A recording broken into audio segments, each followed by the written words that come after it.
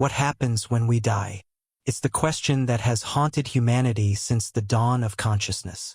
Every culture, every civilization, every religion has grappled with this ultimate mystery. For some, it's a source of comfort. For others, profound anxiety. But regardless of belief, we all face the same inevitable reality. One day, our hearts will stop beating, our lungs will cease breathing, and we will cross into the unknown. Two of the world's most influential spiritual traditions offer profoundly different answers to this question.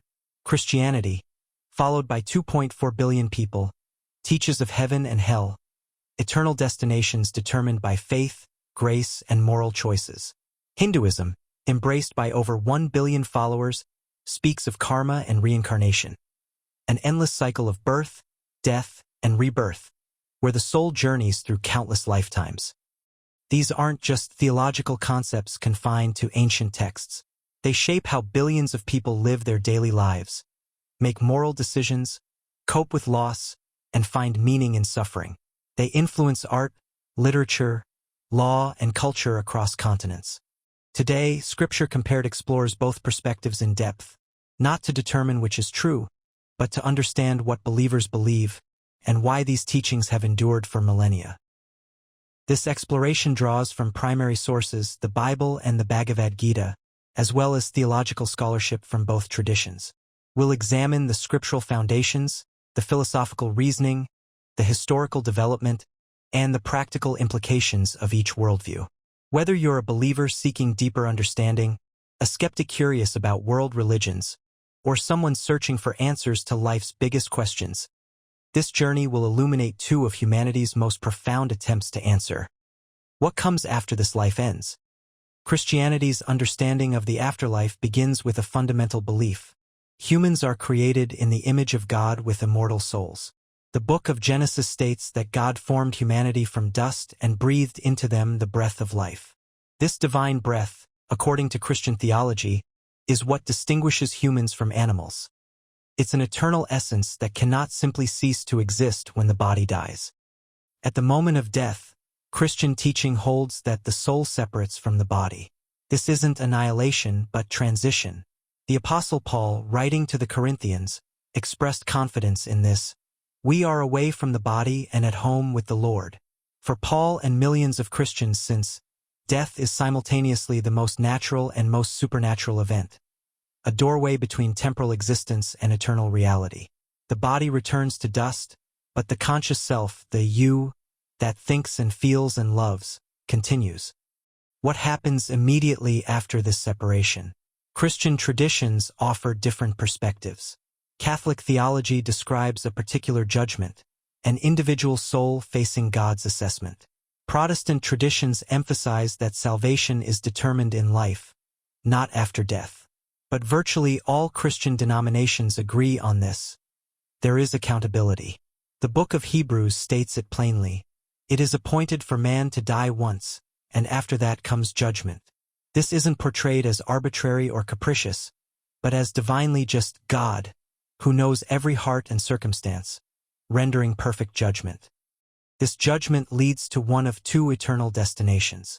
Christianity teaches a binary afterlife, salvation or condemnation, heaven or hell. There is no third option, no neutral ground, no eventual dissolution into nothingness. This stark choice has profound implications for how Christians understand the stakes of earthly life. Every decision, every belief, every moral choice carries eternal weight. To understand why this binary exists, we must explore what Christians believe these destinations actually are. Heaven, in Christian understanding, is the ultimate destination for the redeemed, a place of perfect communion with God. But what is it actually like? The Bible offers glimpses, but theologians emphasize these are often metaphorical. The book of Revelation describes streets of gold, gates of pearl, a crystal river flowing from God's throne, and the absence of sun or moon because God's glory provides all light. These vivid images capture something beyond literal description, a reality so magnificent that human language can only approximate it through earthly symbols of value and beauty. St. Augustine, one of Christianity's most influential theologians, argued that heaven is not merely a location but a state of being. It is the fulfillment of every longing, the answer to every question, the healing of every wound. In heaven, Augustine wrote, the soul experiences what it was always meant to experience. Unbroken fellowship with the Creator, perfect love with no fear, complete joy with no sorrow. The Apostle Paul described it as seeing face to face, rather than through a glass darkly. Direct, unmediated knowledge of divine truth. What will we do in heaven? Far from the caricature of floating on clouds playing harps, Christian theology describes active, purposeful existence. Worship, yes, but worship understood as the natural response of joy, not obligation. Some traditions speak of continued learning, creative expression, meaningful relationships, and even responsibilities in God's eternal kingdom. C.S. Lewis suggested that earthly pleasures are only shadows of heavenly reality, that every good thing we've experienced is merely a hint of what heaven offers in fullness. Who goes to heaven? This question has divided Christian denominations for centuries. Catholic tradition teaches that salvation requires faith plus works, that genuine faith naturally produces good deeds, and God's grace working through the sacraments prepares the soul. Protestant reformers, particularly Martin Luther, emphasize salvation by faith alone, arguing that no human works can earn God's favor, only acceptance of Christ's sacrifice. Eastern Orthodox Christianity focuses on theosis, the soul's gradual transformation into Christ-likeness. Despite these differences, all agree, heaven is God's gift, not human achievement. The New Testament Greek word for heaven, aurenes, means both the physical sky and the dwelling place of God. This linguistic connection hints at something profound. Heaven isn't an escape from reality, but reality perfected. It's not the negation of earthly existence, but its fulfillment. Everything good, true, and beautiful about physical life finds its source and completion there. For Christians, the hope of heaven isn't about abandoning creation, but about witnessing creation restored to what God always intended. If heaven is Christianity's ultimate hope, hell is its gravest warning. No doctrine in Christian theology is more controversial, more contested, or more difficult to discuss. Yet it appears throughout the Bible, spoken of most frequently by Jesus himself in the Gospels. The Greek word, Gehenna, translated as hell, originally referred to a valley outside Jerusalem where garbage burned continuously. Jesus used this vivid, disturbing image to communicate something about spiritual reality, the possibility of eternal separation from God. Traditional Christian teaching describes hell as a place of conscious, eternal torment. Revelation speaks of a lake of fire. Jesus warns of outer darkness where there is weeping and gnashing of teeth. Medieval theology, influenced by Dante's Inferno, developed elaborate descriptions of graduated punishments matching specific sins. But modern theologians often caution against taking these descriptions completely literally. The fire might be metaphorical, representing not physical burning, but the anguish of complete separation from the source of all love, joy, and meaning. C.S. Lewis offered a different perspective in his book, The Great Divorce. He suggested hell might be something people choose, not a punishment imposed by God, but the natural consequence of a soul that has consistently rejected love, truth, and relationship. Lewis wrote that the doors of hell are locked from the inside. In this view, hell is the ultimate respect for human free will. God allows people to say definitively, "Not your will, but mine." And if a soul truly, persistently refuses God, hell is where that refusal leads, not because God sends them there, but because they've chosen isolation over communion. Not all Christians interpret hell the same way. Three main views exist today. Eternal conscious torment, the traditional view, maintains that hell is everlasting suffering.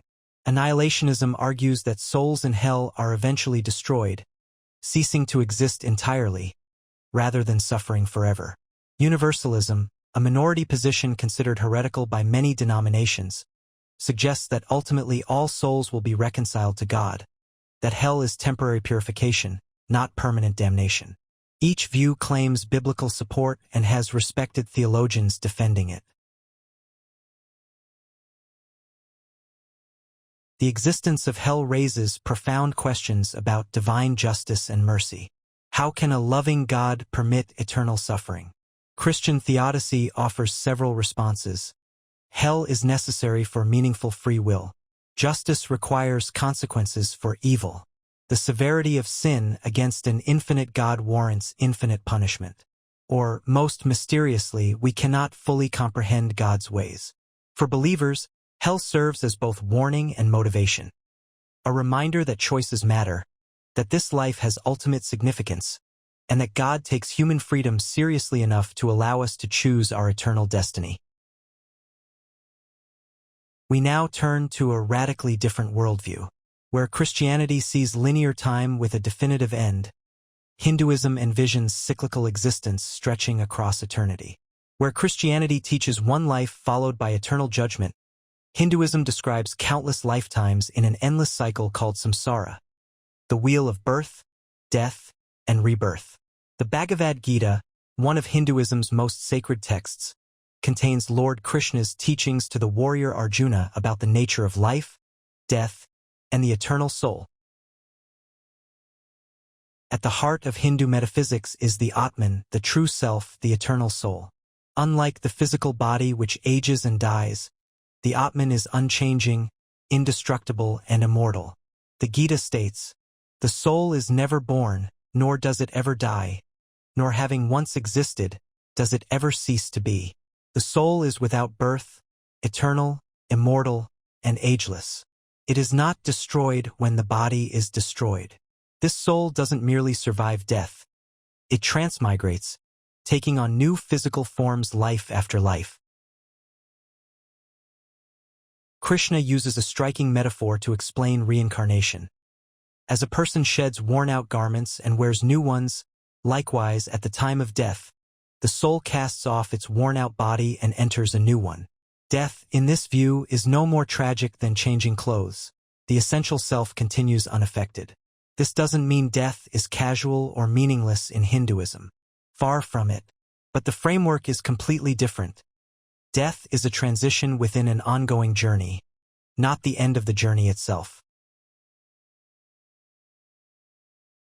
Hindu cosmology describes not just earth and heaven, but multiple realms of existence. There are heavenly worlds where gods and righteous souls enjoy pleasure, hellish realms where souls experience purification through suffering, and countless earthly realms where most reincarnation occurs. But here's the crucial difference from Christianity. Even the heavens and hells in Hinduism are temporary. A soul might spend time in paradise as reward for good karma, but eventually that merit is exhausted, and the soul returns to the cycle. Only one escape exists: moksha, liberation from samsara itself. What determines where the soul goes in its next life? This is where karma enters, perhaps Hinduism's most influential concept. Karma literally means action, but it refers to the law of moral causation. Every action creates consequences that follow the soul. Good actions create good karma, leading to favorable rebirths. Bad actions create bad karma, leading to suffering in future lives.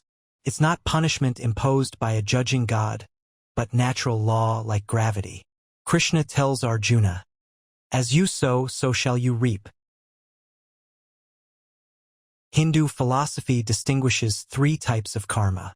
Sankhita karma is the accumulated total from all past lives, a vast storehouse of karmic seeds. Prarabdha karma is the portion of that total that's active in your current life, determining your birth circumstances and major life events. Kriyamana karma is what you're creating right now through current actions, seeds you're planting for future lives. The Gita emphasizes that while you can't change past karma, you have complete control over what karma you create going forward. This creates both responsibility and hope. You are the architect of your destiny, not through one lifetime, but across the eternal journey. Bad karma isn't permanent condemnation. It can be worked off through right action, devotion, and spiritual practice. Good karma can be accumulated through dharma, righteous living according to your duties and nature. The Gita particularly emphasizes karma yoga, the path of selfless action, where you perform your duties without attachment to results, thus creating no new karmic bondage while burning off past karma. Reincarnation, or transmigration of the soul, is the mechanism through which karma operates. Based on accumulated karma, the soul takes birth in a new body. This doesn't only mean human rebirth. Hindu texts describe 8.4 million species of life across which the soul can incarnate. Favorable karma leads to birth as higher life forms, humans, or even celestial beings in heavenly realms. Negative karma can result in birth as animals, insects, or plants. The human birth is considered especially precious because only humans have the consciousness to create new karma consciously and work toward liberation. What determines the specifics of your next birth? Hindu texts teach that your final thoughts and desires at death significantly influence your next incarnation. Krishna tells Arjuna, "Whatever state of being one remembers when he quits his body, that state he will attain." This is why spiritual practitioners strive for clarity of consciousness at death, chanting mantras, visualizing the divine, releasing attachments. The dying process isn't just bodily shutdown, but the launching pad for the soul's next journey. This belief shapes Hindu death rituals profoundly. Cremation is preferred because it helps the soul detach from the body. Ceremonies performed by family members aim to guide the soul's transition and pray for favorable rebirth. The city of Varanasi is considered especially auspicious for death. Dying there is believed to grant instant liberation. These aren't superstitions but expressions of a worldview where death is a critical juncture, a portal where spiritual preparations can influence eternal destiny. From the outside, reincarnation might seem liberating, endless chances to get things right. But Hindu philosophy views samsara as bondage, not freedom. Imagine living not one difficult life, but thousands, millions, perhaps infinite lifetimes. Birth inevitably brings suffering.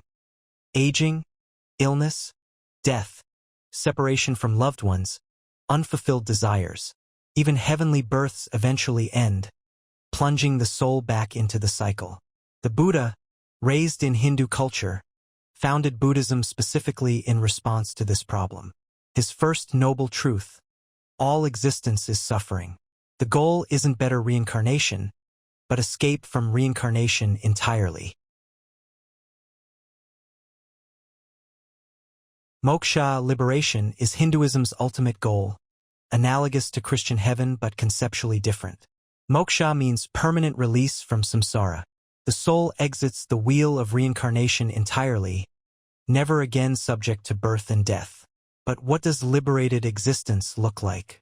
Different Hindu philosophical schools offer different answers. Advaita Vedanta, the non-dualist school, teaches that moksha is the realization that your individual soul, Atman, is actually identical with Brahman, the cosmic ultimate reality. Separation was always an illusion. Moksha is awakening from the dream of individuality. Imagine a drop of water falling into the ocean. It doesn't cease to exist, but its separate identity dissolves into the greater whole. This is one metaphor for moksha, not annihilation but union. The liberated soul experiences infinite consciousness, existence, and bliss, Satchitananda in Sanskrit. It's beyond pleasure or happiness as we know them, beyond personality and desire, beyond time and space. The Upanishads describe it through negation. Not this, not that, because human language cannot capture it. It's the ineffable state that ends suffering and achieves perfect peace. How does one achieve moksha? The Bhagavad Gita describes multiple paths, different yogas suited to different personalities. Jnana Yoga is the path of knowledge and meditation, for philosophical minds seeking direct realization of truth. Bhakti Yoga is the path of devotion and love for God, appealing to emotional temperaments. Karma Yoga, as mentioned earlier, is selfless action without attachment. Raja Yoga is psychological discipline and meditation. All lead to the same destination, the dissolution of ego and the realization of ultimate reality. Unlike Christian salvation, which can occur in a moment of faith, moksha typically requires lifetimes of spiritual effort. The soul gradually purifies itself, burns away karmic residue, and develops the wisdom and detachment necessary for liberation. Some traditions teach that moksha can be achieved in a single lifetime through intense practice. Others suggest it might take millions of incarnations. Either way, the journey is long. But once achieved, it's permanent. The liberated soul never returns to samsara. Now that we've explored both worldviews in depth, let's compare them directly. First, the structure of time and existence. Christianity sees linear time: creation, fall, redemption, judgment, eternal state. History moves forward toward a definitive end. Hinduism envisions cyclical time: endless repetition of cosmic cycles, individual souls circling through reincarnation. Time is a wheel, not an arrow. This fundamental difference colors everything else: urgency versus patience, one chance versus countless chances, cosmic purpose versus eternal recurrence. Second, the number of lives. Christianity teaches one earthly life followed by eternal consequence. The stakes are ultimate. Your choices in these few decades determine forever. This creates moral urgency but also anxiety. What if you get it wrong? Hinduism offers infinite lives across eternal time. Each life is another opportunity to learn, grow, and progress toward liberation. This reduces pressure but raises a different question. If you have infinite chances, why strive now? Both systems grapple with motivating moral behavior while addressing human finitude and failure. Third, the mechanism of salvation. Christianity emphasizes grace, God's unmerited favor. Humans cannot save themselves through effort. Salvation is a gift received through faith. The New Testament proclaims, "For by grace you are saved through faith, not by works." This doesn't mean actions don't matter, but that they're response to grace, not means of earning it. In contrast, Hinduism operates on karma and effort. Your destiny is in your hands. Liberation comes through knowledge, devotion, discipline, and accumulated merit across lifetimes. No divine grace necessary. You are both the cause of bondage and the agent of liberation. Fourth, the nature of the ultimate goal. Christian heaven is eternal conscious existence in God's presence. You remain you, but perfected, in relationship with God and other believers forever. Identity persists. Hindu moksha, at least in non-dualist interpretations, transcends individual identity. The separate self dissolves into ultimate reality. Some describe this as losing yourself, others as finding your true self. Christians ask, if I lose my identity, am I really saved? Hindus respond, the separate ego is the source of suffering, why cling to it? Fifth, accountability and justice. Christianity features a personal God who judges, moral authority external to yourself who evaluates your life and renders verdict. This provides clear moral framework but raises questions about mercy and judgment criteria. Hinduism's karma is impersonal law, more like gravity than a courtroom. No one judges you, you judge yourself through consequences. This seems more fair, you get exactly what you deserve, but loses the possibility of mercy, forgiveness, or grace. You must work off every bit of karma. No divine pardon available. These differences have practical implications. Christian belief in one life can motivate compassion. This person's eternal destiny might hinge on my witness. Hindu belief in karma can seem to justify inequality. They're poor because of past life karma, so why interfere? Though modern Hindus often reject this interpretation. Conversely, reincarnation offers comfort after tragic early death. The soul continues its journey. Christian finality can add meaning to relationships. We have only this one life together, so cherish it, but also grief's weight. Death is profound separation. Despite profound differences, remarkable similarities emerge. Both traditions agree that earthly life is temporary and that ultimate reality transcends the physical. Both teach that how you live matters immensely. Whether you frame it as judgment or karma, moral choices have consequences. Both emphasize that attachment to worldly pleasures leads to suffering. Both value spiritual discipline, whether called prayer and fasting or yoga and meditation. Both recognize something in humans that transcends material existence, soul or Atman. It's the eternal aspect of our being. Both traditions birthed devotional movements emphasizing love of the divine. Christian mystics like Teresa of Avila and Hindu Bhakti saints like Mirabai describe strikingly similar experiences of divine union. Both caution against excessive materialism and ego.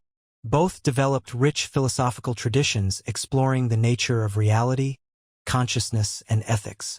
Both inspire millions toward kindness, compassion, and self-transcendence. The expressions differ, but the impulse, seeking something beyond ourselves, something eternal and meaningful, is profoundly human and universal.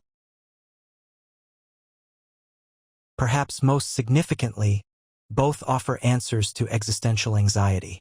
The fear of death, the problem of suffering, the question of meaning, these haunt all humans regardless of culture. Christianity answers, you are loved by God, saved by grace, destined for eternal joy in divine presence. Hinduism answers, you are eternal consciousness temporarily identifying with a body, gradually progressing through experience toward ultimate liberation. Both provide frameworks for making sense of life's hardships and death's inevitability. We've journeyed through two profound visions of what lies beyond death. Christianity's promise of heaven or warning of hell, determined in one life by faith and moral choices. Hinduism's teaching of reincarnation and karma, with countless lifetimes leading gradually toward moksha, liberation from the cycle itself. Neither can be proven or disproven by empirical evidence. They are, ultimately, frameworks of faith and philosophy that billions find compelling enough to shape their entire worldview. The question isn't which can be scientifically validated, but what each reveals about human hopes, fears, and moral intuitions. For those exploring these questions personally, several considerations emerge. Do you resonate more with one life of ultimate stakes or many lives of gradual progress? Does grace or karma better match your understanding of justice? Do you seek eternal conscious communion with the divine or transcendence of individual ego? Does a personal loving God or impersonal cosmic law speak to your experience?